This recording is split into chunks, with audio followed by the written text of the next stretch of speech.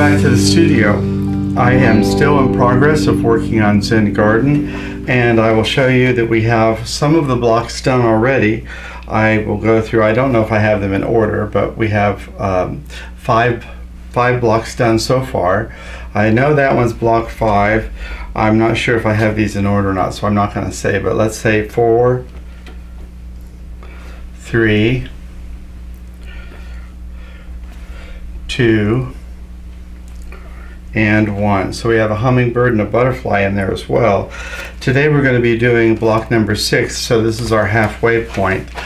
And I have to say this is a really great kind of gardening because you don't even have to get down on your knees and you don't have to get your hands dirty.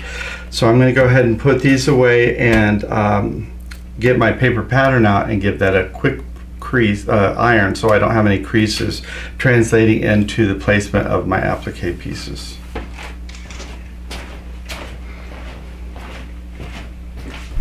I just opened up the package and all of our kits have pretty much the same components in it.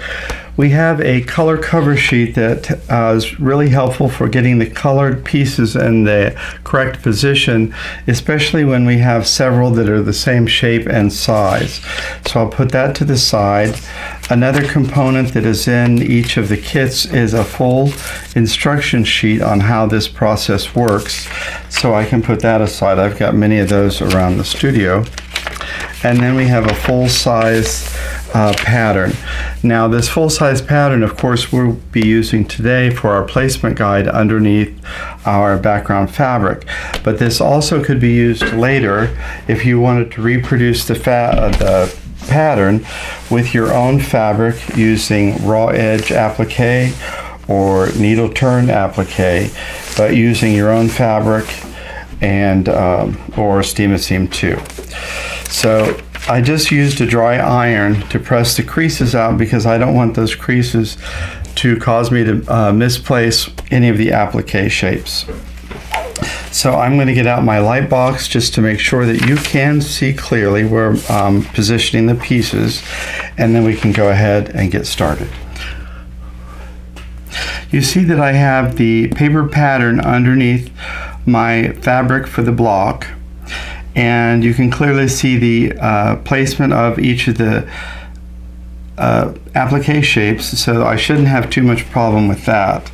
Now I have all of my applique shapes, and I'm going to move these over to my light box because some of my pieces are black, like the antenna for the butterfly, so those would disappear on my black surface here. So I'm just going to kind of separate my shapes into similar colors or shapes. I'll put all my little paisley shapes together, and that just makes it a little bit easier for my mind to grab those as I'm putting the pattern together. Of course, you wouldn't have to do this. It's just how my mind works.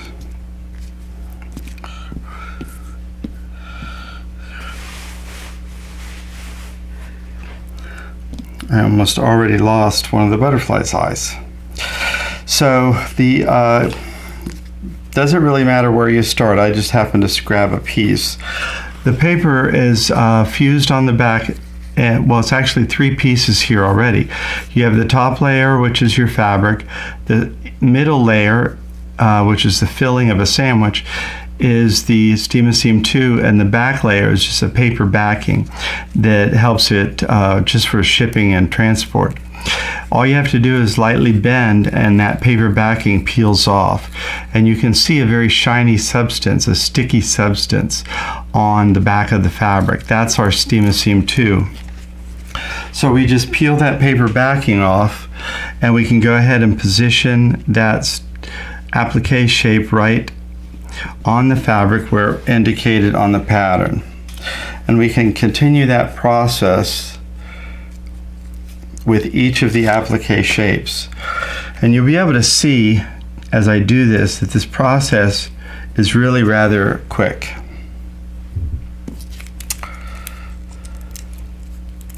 I think you'll also be able to see that a wide variety of age groups could really participate in this.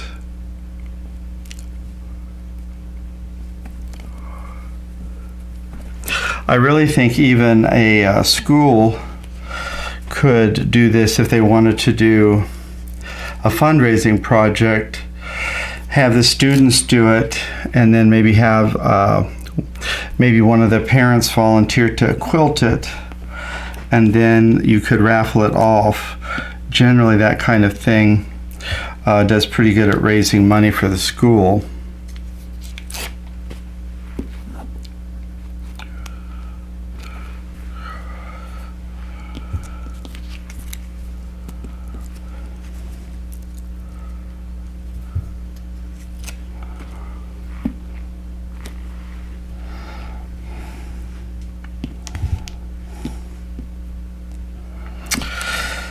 Okay, let's see, I'm going to do some of these little paisleys.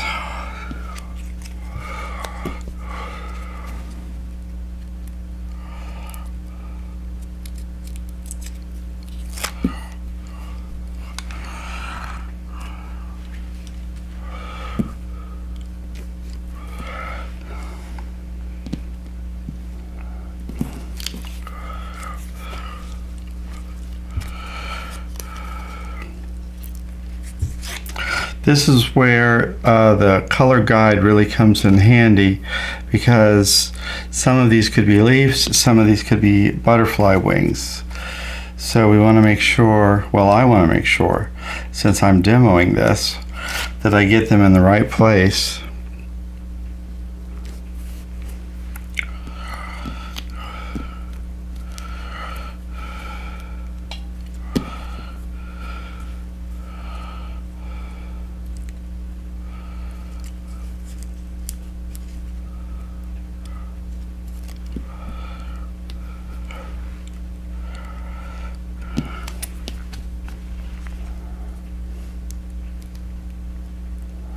If you ever have a problem with a paper backing that is seeming hard to get off, you can always take like a straight pen or a seam ripper and score the paper in the back, and then bend the piece and the paper will peel up, and that gives you an edge that you can peel up from. But I don't generally have a problem here where I'm at. In my climate, I think with my level of humidity, the paper backing just doesn't give me that kind of a problem.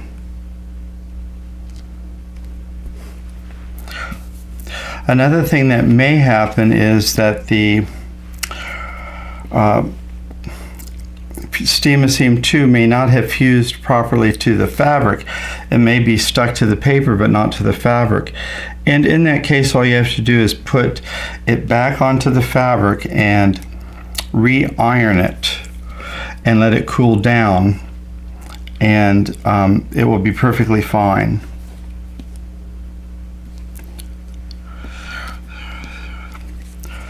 And you can go ahead and peel the paper off as normal.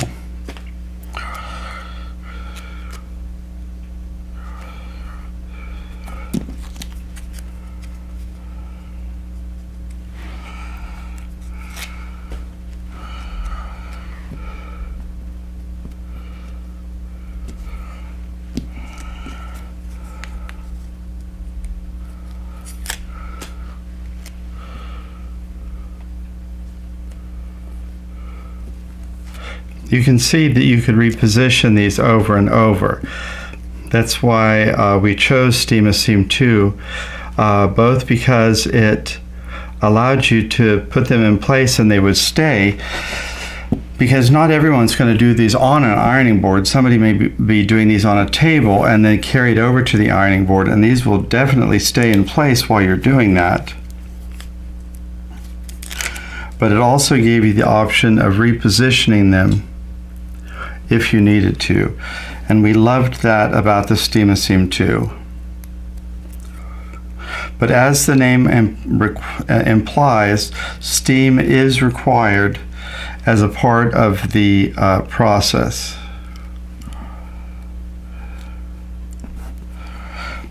The activation or the fusible must be activated by that steam.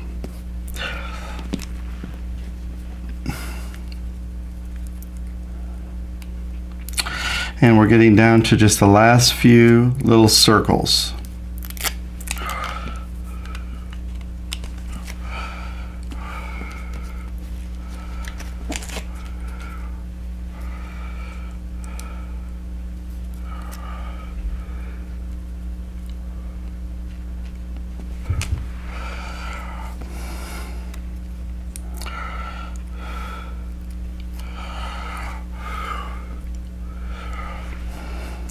Now I'm going to say a couple things about these antenna eyes, or the antennas.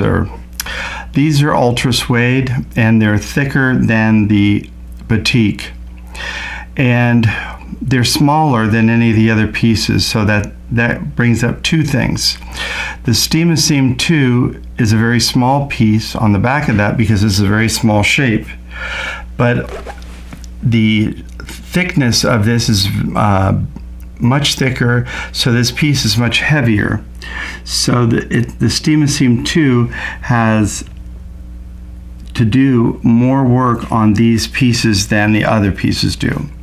And my point is that you have to really watch these pieces until you get them fused. And as you're fusing them, you have to really give that heat time to penetrate through that ultra suede, and make sure, especially when you're doing it from the back, to make sure that that gets all the way through so that those can fuse in place. And where you want to connect the antenna circles to the head, you can either stitch that on your domestic machine, you could do embroidery stitches to that, or you could use some type of fabric safe, archival safe pen. I usually use a black Pigma pen and just do a couple lines there, and that works for me. So at this point I'm going to go ahead and change out my light box for my Teflon pressing sheet, and we can go ahead and get to the fusing step.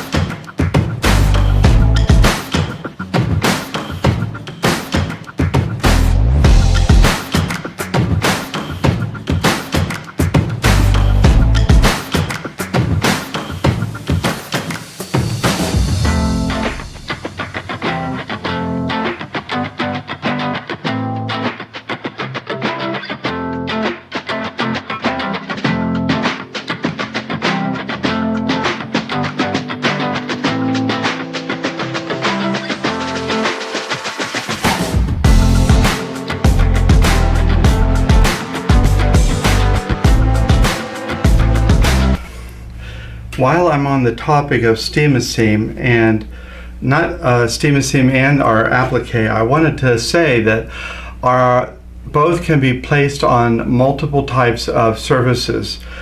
I have done all of these projects here in the studio. This is the daisy dots on flowers. This is the crazy chickens on glass. We have on burlap. And this is a pair of jeans that we cut off and sewed and made a wine bottle out of, and I think that also has daisy dots on it. But the Steam 2 will go on glass, wood, burlap, just about any surface that you could apply heat and steam to. Anything that you could put an iron onto, you could use a blow dryer and use a tea towel just to press the applique shapes and process in place as it cools down. So there's a wide variety of things that you could use these applique shapes for. And I think some of you may have seen that recently I did a video about redressing the studio, and I took everything down from the studio and then I rearranged everything. But that period in the middle where everything was gone, you could see just how stark and empty the room looked. These appliques really make this room come to life. And it is applique, after all, that really got me into quilting in the first place. I was at a harvest festival with my mom and my sister when I saw a small quilt that was applique. It was a primitive quilt, and I hate to admit it, but I thought the woman was asking way too much for this little quilt, and I thought, I bet I could make that myself. And that was one of the reasons why I wanted to start learning how to quilt. And I did later go on to make that quilt, and I gave it to my sister. But applique has always been my favorite technique in quilting, and that's why I love it so much. But this is the finished block. This is block number 6. And so we are about halfway through on this, and we will continue again next month. And so I thank you for spending all this time with me today while I jabber on. And I look forward to seeing you again next time. Until then, take care of yourself and take care of each other.